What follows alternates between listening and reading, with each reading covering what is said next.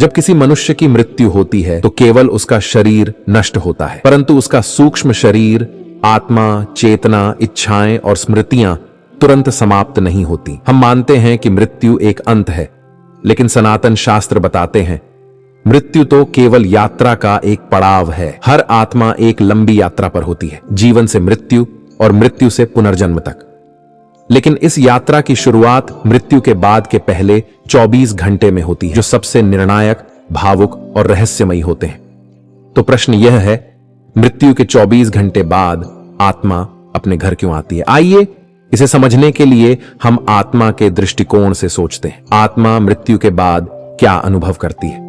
जैसे ही मृत्यु होती है, आत्मा शरीर से बाहर निकलती है। पहली बार वह अपने शरीर को बाहर से देखती है। वह सुन सकती है, देख सकती है, लेकिन किसी को स्पर्श नहीं कर सकती। वह अपने ही शव के पास खड़ी होती है, देखती है कि लोग रो रहे हैं, उसे छू रहे हैं, उसका अंतिम संस्कार कर रहे हैं, लेकिन वह कुछ कह नहीं सकती और यह असहायता उसे बेचैन करती है। वेदों और गरुड़ पुराण में बताया गया है कि मृत्यु के पहले 24 घंटे में आत्मा को यह समझने में समय लगता है कि वह अब जीवित नहीं है। आत्मा का मोह और घर की याद, जिस देह को उसने वर्षों तक अपनाया, जिस घर को उसने अपने हाथों से सजाया, जिन रिश्तों को उसने सीने से लगाया, उनसे वह तुरंत मुक्त नहीं हो सकता। यही मोह आत्मा को वापस खींच लाता है अपने घर। गरुड़ पुराण कहता है, मरण के पश्चात आत्मा उसी स्थान पर घूमती है जहां उसका मन सबसे अधिक लगा था। इसीलिए मृत्यु के 24 घंटे बाद जैसे ही शव का अंतिम संस्कार होता है, आत्मा पुनः अपने घर लौटती है, अपने प्रियजनों को देखने, उनसे अनकहे शब्दों को कहने और इस संसार से अंतिम विदाई लेने। आत्मा की पीड़ा क्यों आती है? वह लौटकर आत्मा को जब यह समझ आता है कि अब वह संसारिक शरीर में नहीं है, तो वह कई भावनाओं से गुजरती है। शोक, मोह, गुस्सा, बेचैनी, पश्चाताप। उसे याद आता है किसी से झगड़ा किया था, किसी को माफ नहीं किया था या किसी से प्रेम व्यक्त नहीं कर सकी थी।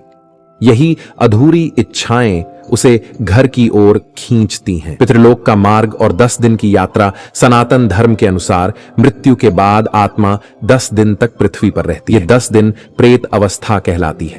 इन 10 दिनों में आत्मा पहले 3 दिन अपने शरीर और घर के आसपास रहती है, अगले 4 दिन अपने जीवन की घटनाओं को स्मरण करती है, शेष 3 दिन यमदूतों के साथ पितृलोक की ओर बढ़ती है। लेकिन पहले 24 घंटे सबसे महत्वपूर्ण होते हैं, क्योंकि यही आत्मा अपनी विदाई तय करती है। आत्मा के घर आने के लक्षण क्या महसूस करते हैं हम? बहुत से लोग कहते हैं कमरे में अचानक हवा चलने लगती है, किसी का आभास होता है, पुराने गीत अपने आप बज जाते हैं, किसी की खुशबू महसूस होती है, पालतू जानवर अचानक परेशान हो जाते हैं। ये सब आत्मा की उपस्थिति के सूक्ष्म संकेत माने जाते हैं, क्योंकि आत्मा दृश्य नहीं होती, लेकिन उसकी ऊर्जा महसूस होती है। क्यों जरूरी होता है श्राद्ध, हवन और तर्पण? क्योंकि आत्मा को शांति तभी मिलती है जब उसे यह विश्वास होता है कि उसके प्रियजन उसे सम्मान पूर्वक विदा कर रहे हैं। गरुड़ पुराण में लिखा है, श्राद्ध से आत्मा को भोजन, जल और मार्गदर्शन मिलता है। अगर घर वाले प्रेम और श्रद्धा से अंतिम क्रियाएं करते हैं तो आत्मा शांत होकर पितृलोक की यात्रा पर निकलती है। लेकिन अगर घर में रोना धोना, कलह या क्रोध होता है तो आत्मा विचलित हो जाती है और कई बार वह फिर लौटती है किसी रूप में। आत्मा क्यों नहीं रुकती ज्यादा दिन? प्रकृति का नियम है, हर आत्मा को अपने कर्मों के अनुसार आगे बढ़ना होता है। अगर वह घर में अधिक समय तक रुकी तो वह प्रेत बन सकती है। इसलिए आत्मा केवल एक सीमित समय के लिए घर लौटती है, विदाई लेने, स्नेह देखने और प्रेम की अनुभूति के लिए। फिर वह आगे बढ़ती है, या तो पुनर्जन्म की ओर या फिर कर्मों के अनुसार यमलोक या पितृलोक की ओर। क्या आत्मा चाहती है कि हम रोएं? नहीं।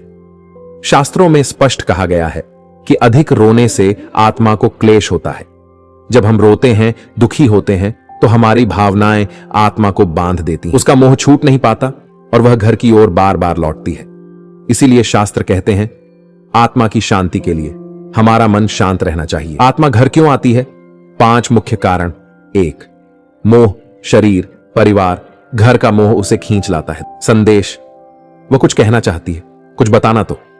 विदाई, अंतिम बार अपने प्रियजनों को देखना। स्नेह, परिवार से जुड़े भाव, प्रेम, शांति की तलाश। अगर अंतिम संस्कार या कर्म अधूरे हों, आत्मा को कैसे विदा करें सही ढंग से? 1. शांत और सकारात्मक वातावरण बनाइए। 2. घर में दीपक और धूप जलाए। 3. गीता के श्लोक, राम नाम या महामृत्युंजय जाप करें। 4. आत्मा से प्रेम से कहें, आपका हमारे साथ स्नेह अमर रहेगा, अब आप शांति से जाइए। श्राद्ध और पिंडदान अवश्य करें। आत्मा के लौटने में डर की नहीं, बल्कि प्रेम और मोह की गहराई होती है। उसके लौटने का अर्थ है वह हमसे जुड़ी थी, हमसे कुछ कहना चाहती है। इसलिए जब मृत्यु के 24 घंटे बाद आपको घर में उसकी उपस्थिति महसूस हो तो घबराइए मत। श्रद्धा से, प्रेम से उसे विदा दीजिए।